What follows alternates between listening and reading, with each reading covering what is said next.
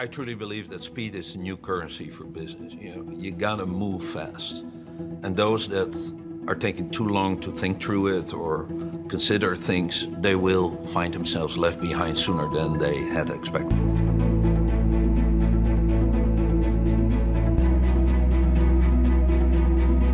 The old way of doing business, the old way of building IT systems, it's broke. You absolutely have to keep up. You can't get stuck in a rut. You have to evolve. You have to change with your customers, change with the technology, and stay ahead of it. I can't bury my head in the back office, but we have to look to the future in different ways.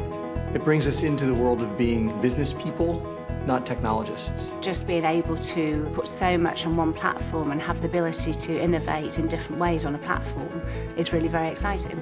100% of the infrastructure is taken care of, fault-tolerant, redundant, connected. It had the point-and-click declarative language, very quick to develop. It had inbuilt workflow already there. You just needed to configure it. Everything you need is right there in one system. The whole cloud is mobile-enabled. It's not like you go to a different infrastructure or you go to a different tool set. We don't have to spend our time investing in the architecture. We're able to do a lot more with the limited resources that everyone is dealing with. It saved us 6 figures somewhere at least, and probably knocked 6 to 9 months off of the project. We went from a IT shop that was very much a secondary thought to an IT shop that was sort of leading the business and showing them the way. It's really changing it from IT, information technology, to innovation technology. The playground has dramatically expanded, but the impact you potentially have as CIO on the business is so much bigger than it was before.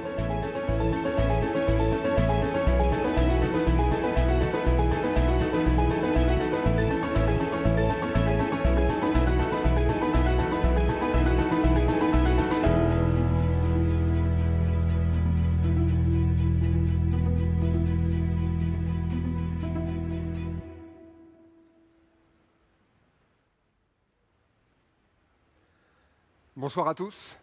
Bienvenue pour, je sais, l'une des dernières sessions de la journée qui a été extrêmement intense, mais est-ce qu'elle a été intéressante? Vous avez le droit de dire oui très fort. OK. Alors j'espère que la session qui va suivre va l'être au moins tout autant. Et donc on va passer les prochaines 45 minutes donc, à évoquer la plateforme Salesforce.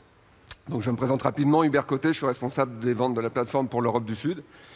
Donc je vais passer avec vous les 17 premières minutes à rentrer un peu plus en détail dans notre proposition de valeur et vous expliquer en quoi et pourquoi la plateforme Salesforce rencontre un si grand succès sur le marché.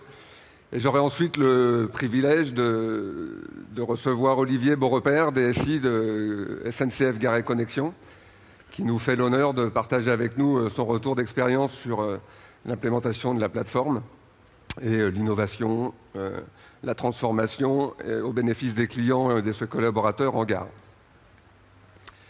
Je vais démarrer par le slide le plus captivant de ma présentation, le fameux Safe Harbor, je plaisante. Par contre, ce slide vous dit que toute décision d'achat de la solution Salesforce devra se faire sur la réalité des produits à ce jour et pas les éléments de roadmap que je pourrais éventuellement partager dans les prochaines minutes. J'ai envie de commencer par un sondage. En tout cas, un sondage, une question, on va dire. Selon vous, quelle a été la première application développée historiquement par Salesforce à la création de l'entreprise? Donc, pour que vous puissiez répondre, je vais dire qui d'entre vous pense qu'il s'agit de Sales Cloud, l'application phare de gestion des ventes de Salesforce. OK, intéressant. Qui d'entre vous pense qu'il s'agit de Service Cloud? Ah, déjà un petit peu moins de bras levés. Et qui pense qu'il s'agit de Marketing Cloud? Et là, aucun bras levé. Alors, je comprends votre réponse, mais en fait, ce n'est pas du tout la bonne réponse. La bonne réponse, c'est que, évidemment, le premier produit développé par les équipes R&D de Salesforce à la création de l'entreprise, c'est la plateforme. En fait, historiquement, à la création de la société, la vision de Marc Benioff de démocratiser les applications d'entreprise pour qu'elles soient aussi faciles à utiliser qu'un Amazon, on a d'abord développé une plateforme de développement, et c'est cette plateforme de développement avec laquelle nous avons développé les applications phares CRM de Salesforce, que sont Sales Cloud et Service Cloud. Alors, qu'est-ce qui est important dans cette information? C'est que déjà, 100% des clients CRM de Sales Cloud dans le monde sont des utilisateurs quotidiens de la plateforme. Et c'est ce qui en fait, quelque part, la plateforme cloud d'application d'entreprise la plus éprouvée du marché, en termes de fiabilité, en termes de sécurité, en termes de scalabilité, puisque nos 150 000 clients, qu'il s'agisse d'entreprises de 10 personnes ou de déploiement sur 300 000 utilisateurs, utilisent cette plateforme quotidiennement dans le cadre de nos applications CRM. Donc vous l'aurez compris aussi, parce que dans les autres tracks que vous avez pu voir sur Sales Cloud ou Service Cloud, on parle beaucoup de la plateforme, parce que la plateforme est un des éléments discriminants du choix que nos clients font d'utiliser un CRM Salesforce. Et d'ailleurs, souvent, on parle de la plateforme comme le Salesforce Advantage. Donc je vais essayer de préciser un petit peu pourquoi on considère aujourd'hui que cette plateforme apporte une différence significative sur le marché. En fait, il y a 4 grandes thématiques qui font les éléments différenciateurs de cette plateforme. La première, c'est l'agilité. La seconde, l'innovation. La troisième, c'est l'évolutivité. Et enfin, l'ouverture. Donc, je vais préciser un petit peu ces 4 points. Le premier point, l'agilité. Une des particularités de notre plateforme, c'est qu'elle soit ce qu'on appelle multitenante. Multitenante, ça veut dire quoi? Ça veut dire que l'ensemble de nos clients, 100% de nos clients, utilisent la même infrastructure, la même base de données, le même code, les mêmes serveurs, etc., etc. Par contre, ça devient multitenante dans la capacité que chacun de nos clients a de complètement customiser son environnement Salesforce, de l'adapter à ses besoins, de l'adapter à son marché, de l'adapter à sa taille. Donc, premier argument, l'agilité. Deuxième argument, l'innovation. On fournit 3 versions majeures par an, depuis plus de 10 ans. D'ailleurs, vous voyez, on est à la 46e version aujourd'hui. Une version majeure, c'est Salesforce, c'est en moyenne 200 nouvelles fonctionnalités ou évolutions techniques sur la plateforme. Alors vous allez me dire, ce rythme d'innovation, il est permis par quoi? Il est justement permis par le fait que nous ne maintenons qu'une seule version de Sales Cloud pour tous nos clients. Donc l'agilité de la plateforme et le fait qu'elle soit multitenante et partagée nous permet d'avoir un rythme d'innovation au bénéfice de nos clients. Alors bien sûr, on prévient nos clients à l'avance de ces 3 versions majeures. Ils ont la possibilité de vérifier les fonctionnalités, les nouvelles fonctionnalités qui feraient sens dans leur activité. Et ils ont le choix d'activer ou pas ces fonctionnalités. Mais quoi qu'il en soit, ils sont toujours sur la dernière version technique de la plateforme Salesforce. Troisième argument, et pas des moindres, l'évolutivité. Alors l'évolutivité, ça concerne 2 éléments très structurants et qui résonnent souvent chez nos clients. C'est le fait qu'au travers de ces 3 versions majeures que nous fournissons par an, on garantit que la compatibilité ascendante des versions. C'est-à-dire votre application CRM Salesforce ou votre application développée en force.com, elle va passer ces versions successives de manière transparente. Donc on garantit la compatibilité ascendante des customisations et des développements. Mais on ne s'arrête pas là. C'est déjà intéressant pour les profils parmi l'audience qui seraient de l'IT, dans la gestion des migrations des applications on-premise. Je pense que ça doit résonner chez vous. Le deuxième point, c'est qu'on garantit aussi les points d'intégration entre Salesforce et votre SI. Et il faut savoir que 50% du volume des transactions qu'on opère sur nos data centers, et on opère 3,2 milliards de transactions par jour, 50% de ces transactions concernent l'intégration entre Salesforce et votre back-office. Enfin, j'allais dire l'ouverture et l'extensibilité. Alors l'ouverture, toute notre plateforme est complètement ouverte en termes d'API, avec des API extrêmement riches et extrêmement bien décrites, qui permettent à la fois d'exposer des services Salesforce sur d'autres applications ou d'autres éléments de votre SI, ou de consommer effectivement des services qui viendraient d'autres systèmes. Et puis un point d'innovation majeur, ce qu'on appelle l'extensibilité, c'est qu'on a créé depuis le début de la société une place de marché applicative qu'on appelle l'App Exchange, l'équivalent de l'App Store d'Apple, mais pour les applications d'entreprise, qui aujourd'hui héberge 2700 applications partenaires, certaines gratuites, certaines payantes, certaines de nos labs Salesforce, de petits partenaires innovants ou de très grands acteurs reconnus du marché, et qui en fait ont soit développé nativement leur applicatif sur la plateforme Salesforce ou intégré leur applicatif avec la plateforme Salesforce, avec la certification par Salesforce de la sécurité et de la gestion des montées de version, etc. etc. Ces applications vont enrichir quelque part fonctionnellement vos applications Salesforce. Mais là où c'est intéressant en termes d'usage utilisateur, c'est qu'elles vont s'intégrer nativement dans l'environnement Salesforce comme s'il s'agissait d'une fonctionnalité standard. Et donc c'est tout un nouveau écosystème à la fois applicatif, à la fois technique et à la fois économique que vous pouvez utiliser au bénéfice de votre performance et de l'évolution de votre entreprise. Alors l'histoire de la plateforme, elle est intéressante parce qu'en fait, vous avez compris, au départ, c'était la plateforme embarquée dans nos applications CRM. Et quand nos clients CRM ont vu ces 4 facteurs discriminants, d'agilité, d'innovation, d'extensibilité et d'ouverture, ils nous ont dit, mais nous, ça répond exactement à nos enjeux, et on aimerait bien que Salesforce, vous nous mettiez à disposition cette plateforme pour l'étendre au-delà du CRM et nous aider à être plus performants sur l'ensemble de notre SI. Donc ils ont adopté la plateforme, ils l'ont étendue, et c'est par ce biais-là qu'on est devenu le numéro 1 du marché de ce qu'on appelle l'Application Platform as a Service, donc le fournisseur d'un environnement de développement d'applications cloud pour l'entreprise. IDC nous reconnaît 40% de part de marché. Le Gartner nous a positionnés vraiment dans la catégorie des leaders depuis 2 années consécutives, et c'est grâce au succès et à l'usage que nos clients ont fait de la plateforme après leurs implémentations CRM. Alors, c'est intéressant de partager avec vous pourquoi et comment le marché nous plébiscite, mais c'est encore plus intéressant de comprendre à quelles problématiques et à quels enjeux on répond chez nos clients, et ce pourquoi ils nous ont demandé de pouvoir faire l'usage de cette plateforme au niveau industriel. En fait, l'impact du digital a radicalement transformé la relation client, et je pense qu'on est assez bien placé pour l'avoir constaté. Et quand on regarde bien l'impact de la révolution digitale, c'est qu'il n'y a plus aujourd'hui un parcours client qui soit envisageable sans qu'il soit personnalisé, sans qu'il soit multicanal, sans que le service soit consistant sur l'ensemble des canaux, sans collaboration. On a beaucoup parlé de communauté aujourd'hui, et on le vit dans notre vie quotidienne, on est de plus en plus exposé à des communautés d'experts ou des communautés d'intérêt. Et puis surtout, la révolution majeure, c'est la mobilité.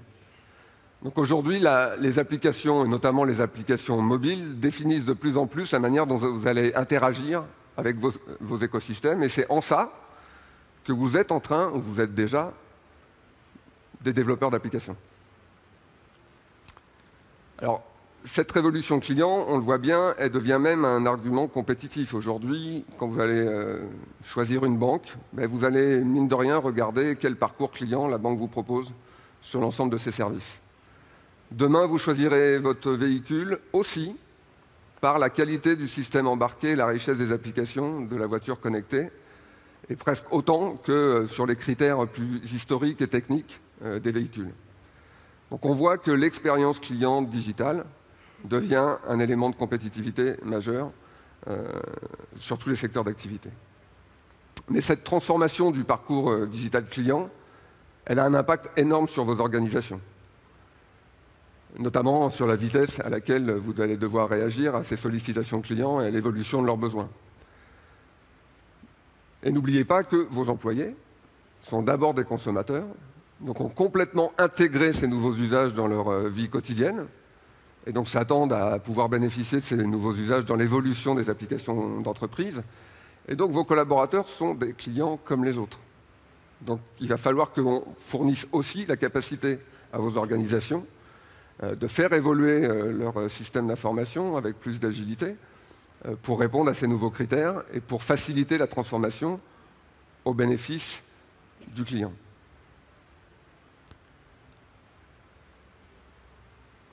Donc ce que je vous propose d'évoquer aujourd'hui, c'est comment on répond à cette problématique globale, c'est-à-dire comment on va pouvoir vous aider à devenir encore plus efficacement des application companies et à vous aider à gérer et optimiser vos interactions avec vos clients, mais aussi avec vos employés pour assurer la transformation qui réponde à votre performance. Premier focus sur les clients. Alors c'est quoi le critère discriminant d'une application cliente ? L'application cliente, que ce soit un site web ou que ce soit une application mobile, c'est quelque part l'extension de votre marque. Le critère discriminant, c'est que l'application soit suffisamment engageante, suffisamment belle, excusez-moi, et qu'elle incarne complètement les valeurs de votre marque et que le client se retrouve dans cette consistance de l'expérience client. Donc la priorité numéro 1, c'est que vous ayez une latitude extrêmement forte de développer ce que vous voulez pour que l'expérience utilisateur soit optimisée. Donc un des services que l'on propose, c'est Heroku, qui va permettre à vos équipes de développement, que ce soit vos équipes de développement internes au sein de l'IT, mais aussi de l'écosystème de développeurs qui gravitent autour de vous, parce que des applications mobiles sont développées par vos partenaires du marketing ou des partenaires intégrateurs. Donc Heroku, c'est une plateforme qui s'adresse aux développeurs et qui va les affranchir totalement des contraintes, on va dire, des systèmes et de configuration des environnements de développement. Ils vont pouvoir totalement se concentrer sur le code, sur leur imagination, sur leur créativité, sur leur expertise, au bénéfice de la qualité de l'application cliente. Alors pourquoi ils vont avoir toute cette latitude? Parce qu'encore une fois, on les affranchit de la configuration des systèmes, de l'infrastructure as a service. On leur fournit aussi un certain nombre une bibliothèque de services, donc plus de 150 aujourd'hui qu'on appelle add-on, qui va leur permettre d'accélérer le développement des applications et d'être encore plus agiles, et ce, dans le langage de leur choix. Et enfin, ce qui est un élément extrêmement différenciateur des plateformes de développement pur, on va pouvoir connecter ces applications mobiles et ces micro-moments à votre environnement Salesforce de manière bidirectionnelle. Parce qu'à la fin du fin, il faut que ce micro-moment, vous sachiez le transformer soit en opportunité business, soit dans une logique d'amélioration du service client. Et donc cette plateforme est complètement connectée à la fiche 360 des applications CRM ou des applications de la plateforme Force que nous allons décrire un peu plus tard. Cette plateforme, ce service Heroku, il a aussi une caractéristique, c'est son élasticité. Les applications clients, vous le savez très bien, que qu'elles soient associées à des campagnes marketing, des campagnes promotionnelles, etc., ont des pics de volumétrie et d'usage qui varient de manière extrêmement forte dans le temps. Donc il faut que, d'un point de vue technique, cette plateforme soit capable de répondre à des sollicitations immédiates en temps réel, parce que c'est des opportunités business pour vous. Et il faut aussi que cette élasticité se retrouve d'un point de vue économique, c'est-à-dire que vous sachiez payer vraiment sur la base de l'usage que vous consommez d'un point de vue ressources.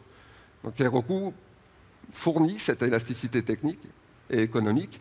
C'est la raison pour laquelle d'ailleurs Macy's a utilisé Heroku pour développer ses applications mobiles e-commerce et ses sites web e-commerce pour gérer ce qu'on appelle le Black Friday, donc qui est la semaine de surconsommation américaine par excellence, où là vous comprenez bien que la mise à disposition de l'environnement et la fiabilité de la plateforme se compte en millions de dollars. Chaque interruption de service coûte des millions de dollars. Donc choix d'Heroku pour cette élasticité chez Macy's. Chez Lutron, c'est un pure player de la domotique. Et donc là, on est bien dans le contexte de j'ai un service qui est relativement commun. Hein, je gère mes lumières et mes volets électriques à la maison. Très bien, on connaît ça déjà. Donc le critère différenciateur de Lutron, c'est vraiment sur l'expérience utilisateur. Donc ils avaient besoin d'avoir un environnement qui permette vraiment aucune limite sur la qualité et l'engagement de l'application mobile. Et puis enfin, Westfield, qui est un opérateur de centres commerciaux aux États-Unis. Eux, ils ont complètement révolutionné le parcours client au sein des centres commerciaux, notamment en utilisant la technologie iBeacon pour des opérations promotionnelles en temps réel quand vous circulez devant les magasins.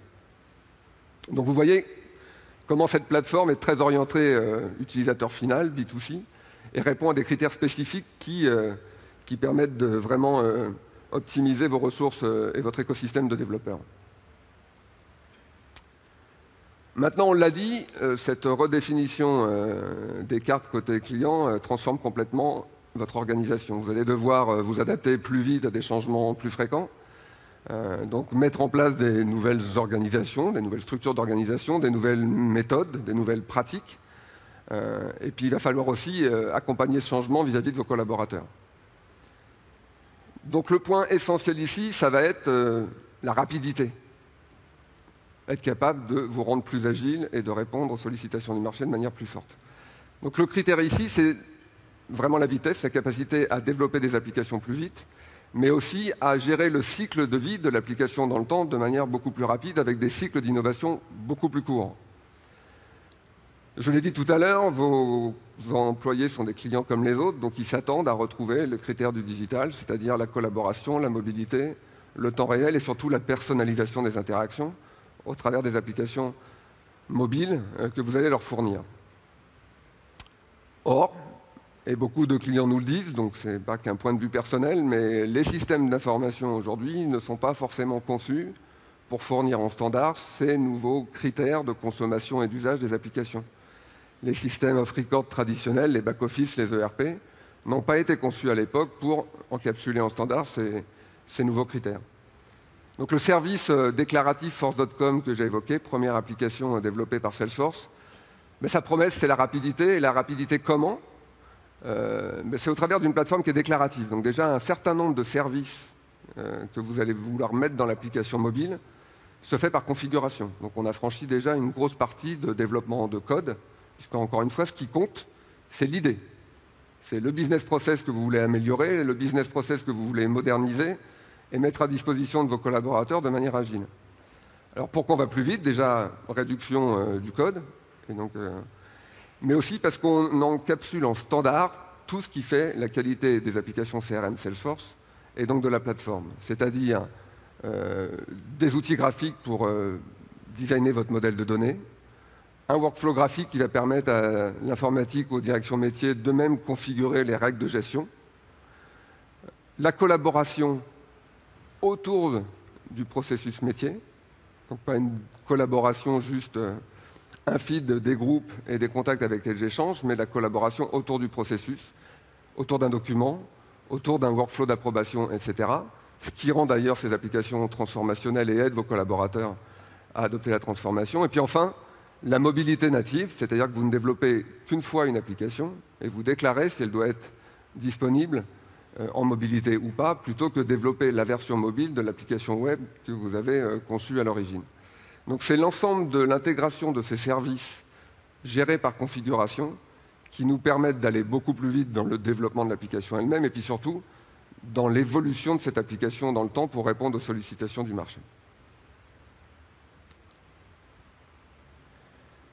Alors je vais, rassurez-vous, pas détailler l'ensemble de ces clients qui ont fait des choses avec nous, mais le message important de ce slide, c'est que Force.com a permis à Salesforce de devenir un acteur global de l'entreprise en développant des applications sur l'ensemble des directions métiers, notamment les ressources humaines, dans lesquelles on se développe de manière exponentielle, les opérations, le marketing, le e-commerce, la supply chain. D'accord ? Et vous voyez un certain nombre de grands clients français. On verra tout à l'heure avec Olivier les cas d'usage chez SNCF, mais gardez bien en tête qu'aujourd'hui, on opère absolument sur tous les processus métiers de l'entreprise.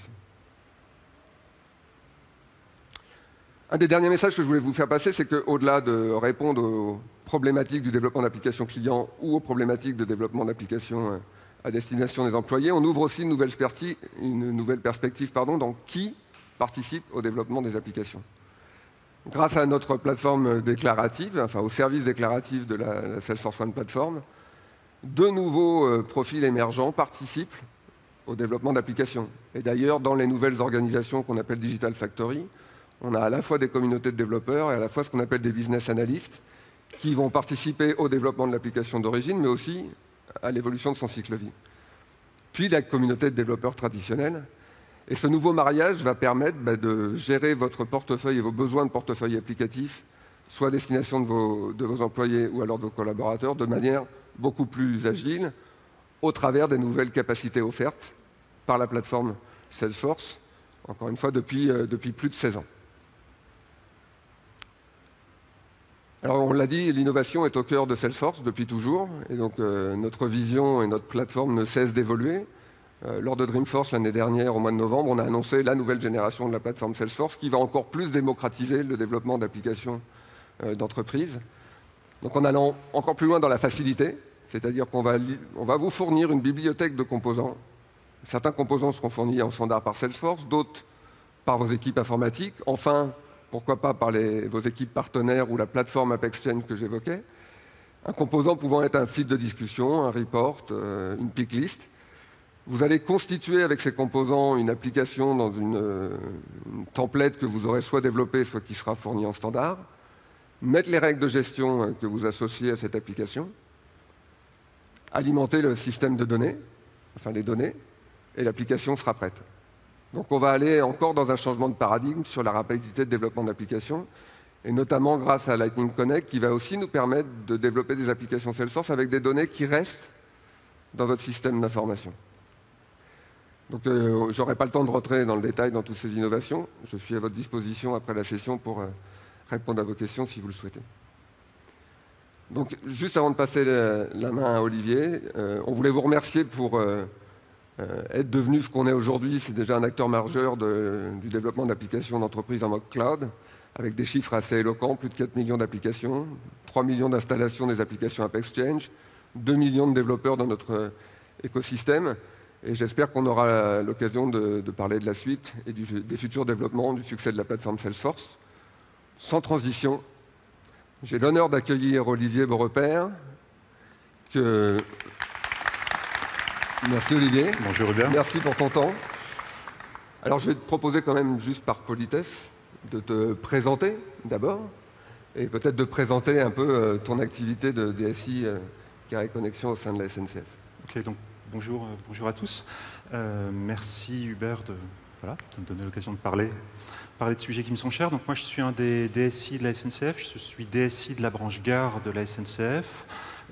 En quelques mots, donc je suis avec mes équipes la personne qui a introduit Salesforce dans l'écosystème SI de l'entreprise, avec la complicité bienveillante de Rachel Picard qui est intervenue ce matin. Je vais le dire tout de suite, je suis pas forcément amoureux des produits que j'achète ou que je développe. Je suis plutôt agnostique de ce côté-là. Par contre, en tant que DSI, je suis assez amoureux de mes clients et des clients de la SNCF qu'on sert tous les jours. Et c'est ce qui me motive. Juste quelques chiffres. Les gares, c'est 3000 gares en France. Donc là, on a tout de suite un enjeu de déploiement qu'il faut gérer en tant que DSI. C'est 2 milliards de passagers, de clients dans nos gares annuellement. Donc là, on a un enjeu complètement massif de scalabilité. Et j'ai envie de dire, dans ces 2 milliards de clients, je suis l'heureux papa de 3 enfants. Et donc, merci. Que j'adore, qui sont aussi des clients qui prennent le train et finalement derrière un enjeu d'individualisation. C'est-à-dire on ne fait pas que du mass transit, on est également là pour individualiser l'expérience, c'est-à-dire répondre pour chaque client à chaque moment, finalement essayer de répondre à ce dont ils ont besoin. Voilà. Alors quand on a préparé cette session, tu m'as dit qu'il y avait 3 thématiques majeures que tu souhaitais partager avec notre auditoire ce soir. Le premier étant l'innovation, que cette nouvelle génération de technologies permet d'insuffler dans les organisations. Le deuxième point, la transformation que cette innovation impose au niveau d'une organisation comme la tienne. Et puis tu l'as dit, à la fin, c'est plutôt tes clients qui t'intéressent que la technologie par elle-même. Et donc, l'important, c'est les cas d'usage et les projets que tu développes au bénéfice de tes collaborateurs et des clients en gare. Alors, si tu le veux bien, on va commencer par le sujet innovation. Je sais que c'est un sujet qui t'est extrêmement cher. Et donc, je te laisse expliquer à l'auditoire pourquoi. Pourquoi ? Alors, bien évidemment, le sujet de la DSI, c'est de délivrer des projets qui apportent de la valeur pour nos clients. Donc, on n'est pas dans, là, je ne vais pas vous parler d'innovation comme de preuves de concept techniques, mais comme des preuves de valeur. La question en amont de tout ça reste quand même d'où viennent les bonnes idées. Alors, on peut tous avoir des bonnes idées, on en voit tous apparaître et on se dit généralement, mais pourquoi on ne l'a pas eu avant ? Et en fait, quels sont les processus qui conduisent au fait d'avoir des bonnes idées, des idées qui sont adaptées à nos clients, des idées que l'on va tester puis déployer. Alors, très rapidement, on va dire comment ça fonctionne chez nous. Alors, comment ça fonctionne chez nous, c'est quelque chose qu'on a bâti, qu'on fait évoluer. Et s'il y a des gens qui souhaitent en parler après, ce sera un enrichissement pour tout le monde, moi j'en suis ravi. Le premier thème, c'est la sérendipité. La sérendipité, c'est l'idée des rencontres improbables et finalement être ouvert pour eux, alors sur l'extérieur de nos métiers, l'extérieur de notre entreprise, et tout ce qui permet de faciliter des rencontres, finalement, peut apporter des idées intéressantes. Deuxième sujet, c'est la rupture. Alors là, il y a une phrase que j'aime bien d'Henry Ford, avec la Ford T, c'est « si j'avais écouté mes clients, j'aurais inventé un cheval plus rapide ». Bah ouais, il a juste révolutionné toute l'industrie. Et l'idée derrière ça, c'est peut-être de se dire que la DSI, alors on est certes des plombiers qui raccordons des tuyaux, etc. On nous confie des projets de lignes métiers que l'on ne connaît pas forcément. En tout cas, à chaque fois, on apprend des choses. C'est aussi la capacité que l'on a, nous, acteurs SI, finalement, de poser toutes les questions bêtes et d'apporter des idées en rupture. Allons-y, sortons de la dépendance du sentier, essayons, testons, challengeons ces idées-là. Troisième point, la frugalité. Le fait de se contraindre en temps et en coût, alors je vous laisse imaginer la SNCF, c'est très vaste, c'est très vieux, c'est très ancien, très stratifié. Un des moyens d'adresser cette complexité, c'est de se dire, OK, dans 3 mois, on est en prod. Dans 3 mois, on est en prod. Qu'est-ce que ça veut dire? Ça veut dire que tous les matins, et sans se mettre la rate au courbouillon, enfin, pas plus que sur les projets que l'on mène d'habitude, mais on va peut-être pas passer 6 mois à faire des études. C'est OK, tous les matins, on fait du 80-20, on se concentre sur, finalement, ce qui va apporter de la valeur, ce qui est atteignable, et ce qui nous semble faire du sens ce jour-là, et en se disant, il y a un truc qui est sûr, c'est que dans 3 mois, on est en prod. Et on est en prod... vous avez compris, moi je ne suis pas forcément un DSI dont le métier est d'acheter des serveurs et de les boulonner dans des racks. Voilà, on est en prod, c'est-à-dire qu'on est au contact de nos clients ou de nos agents. Et on voit ce que ça donne. Sur ce qui sera un produit minimum viable. Ça ne sera certainement pas plus. Le droit à l'échec, alors, dans nos organisations, je ne sais pas si c'est partout dans le monde, particulièrement en France, mais on se dit qu'il faut qu'on y arrive. Trompons-nous, trompons-nous. Là, il y a un PDA Apple que tout le monde a oublié qui s'appelle le Newton. OK, ça n'a peut-être pas été un grand succès commercial. En même temps, c'est peut-être ce qui a permis de sortir l'iPad. On apprend des choses en se trompant. Sachons le reconnaître, sachons nous applaudir collectivement, on le fait, quand on se plante et quand on arrête un projet.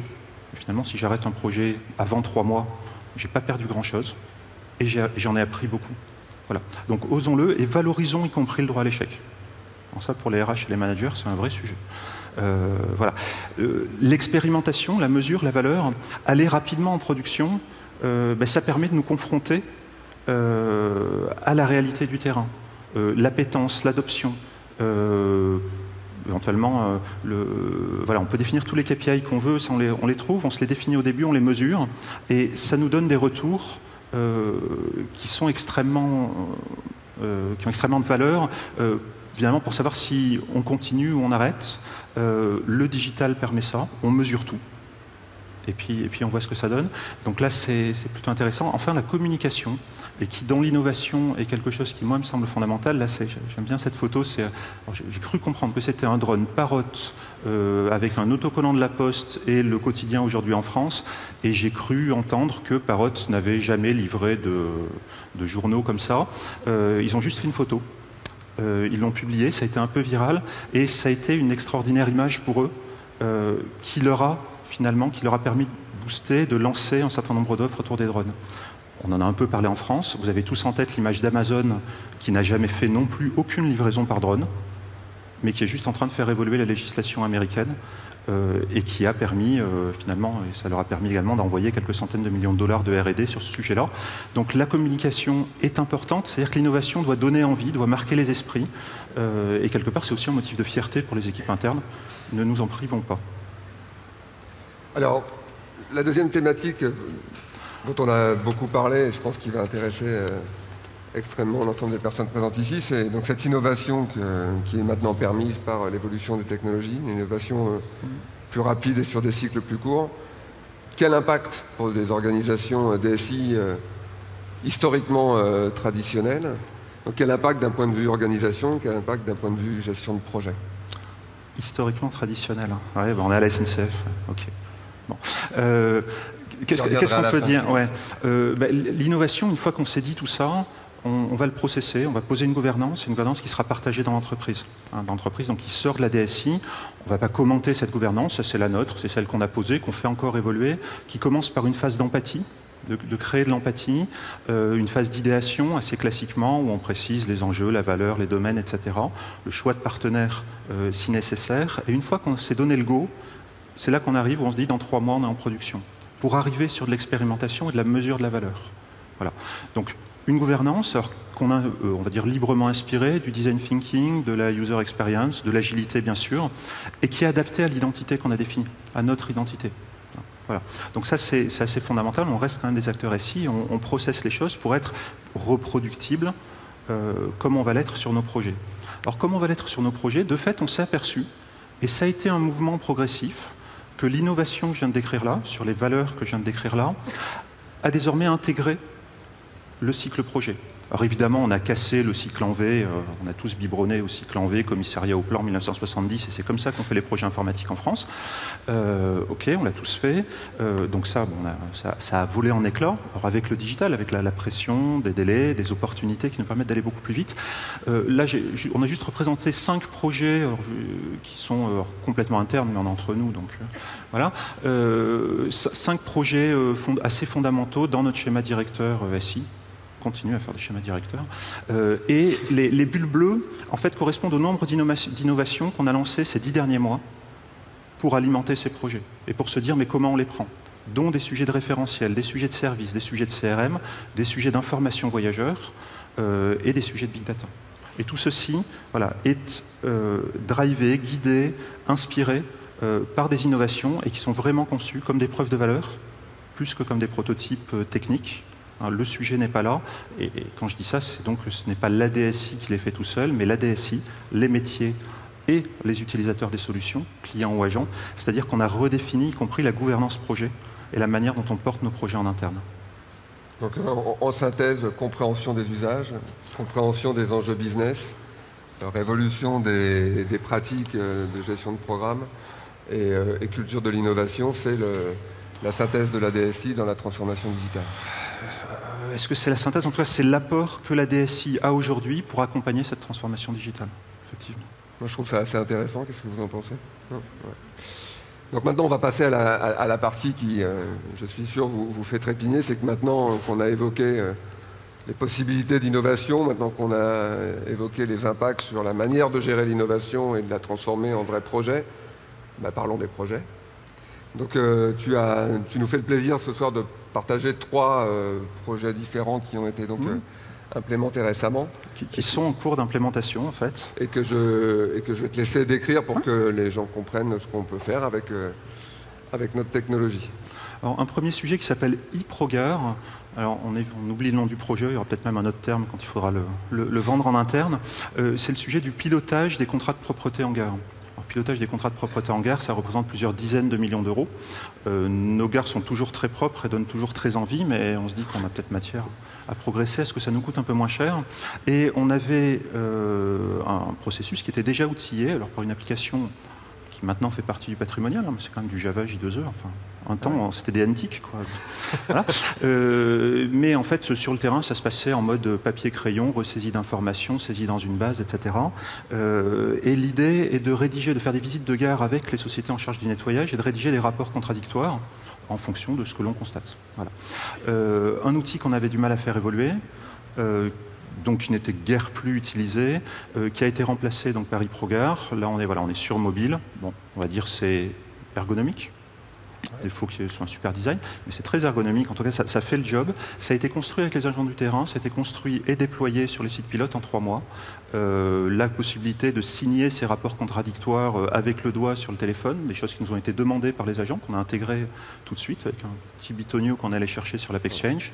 Et finalement, un plutôt bon succès. Deuxième exemple, la gestion des objets trouvés. Alors la gestion des objets trouvés, c'est un processus métier qui était assez ancien, assez poussiéreux, et le processus décrivait la gestion du cycle de vie de l'objet. On s'est dit, ok, on prend différemment, et on va mettre le client au centre, on va gérer le cycle de vie du client.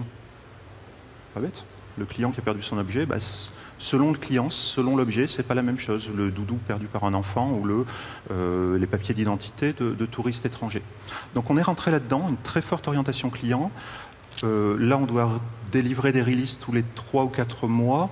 C'est le premier projet, ça fait quelques temps que je suis dans la fonction SI, c'est le premier projet sur lequel les métiers m'ont dit Olivier, c'est bien, c'est bien. Bon, il y a 0 bug en recette. Ça, je dis, vous avez testé? Donc, on a bien eu 0 bug en recette, réellement, sur plusieurs releases. Juste, est-ce que tu pourrais ralentir parce qu'on n'arrive pas à suivre le déploiement sur le terrain? Voilà, donc je vous laisse apprécier. Donc là, on s'est dit, trop long, trop cher, je savais faire. Écoutez, ça, je vais essayer aussi. C'est du service, ça fait plaisir. Voilà. Donc un outil qui est finalement très intéressant, je peux passer au slide suivant, qui est utilisé. Aujourd'hui, on a en base 150 000 objets qui ont été trouvés, 200 000 déclarations de perte. Alors on a facilité tout ça, on l'a ouvert sur le web, etc., des ouvertures sur les réseaux sociaux. 200 000 déclarations de perte, 2 milliards de passagers dans les gares. Problème. sais pas si vous voyez le problème. C'est un vrai succès pour le SI, ce projet. Par contre, d'un point de vue métier, là, ils m'ont dit « Super Olivier, mais comment on communique là-dessus? Comment on communique vers les 0,1% de gens qui ont déclaré avoir perdu un objet ?» 200 000, 2 milliards. Et là, ce qu'on s'est dit, c'est qu'il fallait finalement inverser, et on l'a pris par l'innovation, avec toute la méthode qui a pu être décrite, et de se dire, mais comment est-ce qu'on s'adresse à 100% de nos passagers? L'idée toute bête, c'est de se dire, on va les aider à ne pas perdre leurs objets. Et donc ça, c'est le projet Etiquette qui a été développé en quelques mois, quelques dizaines de cas, je ne sais même plus, pour pouvoir adresser nos 2 milliards de clients en leur disant imprimez des étiquettes. C'est comme les étiquettes qu'on vous demande de coller sur vos bagages. Juste ce qu'on vous dit, c'est on met un QR code, vous inscrivez en ligne, vous êtes déjà dans la base CRM objet trouvé. Et si on trouve votre objet, on pourra vous contacter directement. Ce faisant, ça nous permet également, et là c'est l'effet bonus, d'impliquer 100% de nos agents en contact avec la clientèle. C'est-à-dire que 100% de nos agents sont en capacité, s'ils voient un objet, de flasher le QR code avec l'application ad hoc qui va bien, un besoin, une app, et de pouvoir contacter le client. Je crois qu'on le montre juste après. Voilà. Donc un sujet d'empowerment quelque part. Donc une application mobile, le célèbre Etiquette Scanner, qui ne tourne que sous Android aujourd'hui, mais ça va venir. Voilà, je trouve un bagage. Il y a une étiquette avec ce QR code, voilà, je scanne le QR code, ça m'affiche donc Baranger Christophe, je ne sais pas si tu es dans la salle. C'est un nom qui m'est familier. Je crois. Je crois qu'il s'occupe du compte SNCF, je suis dans un éditeur américain. Voilà, et là je peux contacter directement monsieur Christophe Baranger pour lui dire, écoutez, je crois que vous avez oublié votre valise. C'est bête comme chou. C'est bête comme chou, sauf que on l'a vu, alors il y a d'autres personnes qui nous ont appelés en nous disant c'est la sûreté générale, en fait c'est la police ferroviaire qui nous dit mais écoutez c'est extraordinaire votre truc, il faut le déployer d'urgence avant les grands départs. Donc on va déployer d'urgence avant les grands départs. C'est des gens qui s'occupent de mettre en œuvre entre autres Vigipirate, et quand il y a un bagage abandonné, au bout de quelques minutes, périmètre de sécurité, des mineurs, on arrête tous les trains, on évacue la gare, on fait exploser le bagage, et après ça reprend.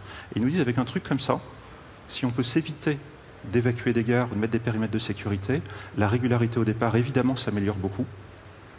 Et nos clients, alors c'est des centaines de milliers de clients qui ne sont pas pénalisés par ce type d'oubli. Voilà. Alors tu vois, on a un outil fantastique qui est le chronomètre. Passe son temps à défiler depuis tout à l'heure, c'est le chronomètre. Je me tais à jamais. Non, tu te tais pas parce que, par contre, il est temps de passer à la conclusion. Donc tu as abordé... je pense des sujets qui mériteraient qu'on passe au moins 2 heures ensemble pour les développer. En tout cas, moi, je n'y verrai pas d'inconvénient. Mais on se doit de conclure pour laisser la place à des gens qui diront aussi des choses extrêmement passionnantes derrière nous. Donc, je vais te laisser le dernier mot, puisque c'est toi qui es à l'honneur ce soir. Et je te propose un dernier mot. Bon, finalement, c'est ce qui est écrit. C'est innover, accompagner la transformation digitale. C'est avant tout un sujet de posture. C'est un sujet de transformation interne, de transformation alors des postures de la DSI, mais des métiers, des utilisateurs, des relations différentes. Travailler cette identité, travaillez-la, construisez-la. C'est payant, ça marche. Et y compris au sein de la DSI, il y a des gens qui sont moins enclins au changement que d'autres. C'est pareil chez les métiers, c'est pareil chez les utilisateurs. On a juste 20, 30, 40% de nos collègues qu'on peut tout à fait mettre à bord. Libérons les énergies, on y arrive. Mettre en place une gouvernance, c'est se donner les moyens d'innover. Écosystème, animation, réseau social d'entreprise, je trouve assez fondamental pour écraser les hiérarchies, permettre ces rencontres improbables, des budgets, des plans de charge. Et enfin, et je m'adresse, je crois qu'il y a un certain nombre de personnes de mes équipes qui sont présentes, soyez fiers de vos idées, de vos réalisations, communiquons. Un des endroits où on peut arriver avec la transformation digitale, c'est une relation renouvelée entre la DSI, les métiers, les utilisateurs. On n'est plus dans une relation je décide, tu exécutes, entre les métiers et les SI. On est dans des relations complètement différentes, beaucoup plus agiles. Et dorénavant, on a les capacités technologiques. Encore une fois, je suis très agnostique et je suis client Salesforce, mais on a les capacités technologiques de faire sauter énormément de verrous qui, on va dire, induisaient une grosse frustration chez nos partenaires métiers ou nos agents, nos clients. Voilà. Merci beaucoup Olivier. Je vous propose quelques applaudissements pour la qualité de l'intervention. Un grand merci à toi. Avec plaisir. Alors je vais te garder à côté de moi, parce que j'ai quelques annonces à faire avant de vous libérer. Donc surtout, il faut que vous donniez votre avis sur les bornes d'enregistrement ou en ligne pour recevoir un joli cadeau de Salesforce. Ça nous aide à progresser, à être toujours meilleur pour les sessions qui viennent. Il y a un petit cocktail de networking qui va se tenir maintenant. Donc je vais devoir vous libérer pour que vous puissiez en profiter. Et puis surtout, n'oubliez pas Dreamforce, qui nous permettrait d'étendre la conversation. Est-ce que tu peux juste dire 2 mots sur Dreamforce? C'est-à-dire, je crois que tu as prévu d'y aller. Quel conseil et pourquoi y aller? Allez, Dreamforce, donc l'événement annuel de Salesforce à San Francisco, c'est plus de 140 000 personnes. Pour y avoir été 2 fois, je ne sais pas encore si j'y retourne, mais on verra. Allez, pour y avoir été 2 fois, une énergie phénoménale, première chose. Deuxième chose, un écosystème, c'est le creuset, c'est la Silicon Valley, donc c'est le creuset d'énormément d'idées, etc. Et donc, on fait énormément de rencontres inspirantes. Le conseil pour y aller, on se retrouve facilement perdu dans cette débauche, cette profusion d'énergie, d'idées, etc. Partez en vous étant posé les questions de finalement quels sont les cailloux que j'ai dans ma chaussure, ou quels sont les cailloux que mes patrons, mes directeurs métiers, je m'adresse au DSI, ont dans leurs chaussures, en se disant voilà, j'ai peut-être 10 cailloux, je vais aller chercher des réponses, peut-être qu'on en trouvera sur 3, sur 4, sur 5, c'est magique, et voilà, y aller en étant assez clair sur ses objectifs et les objectifs de son entreprise, bien évidemment, de son champ d'activité.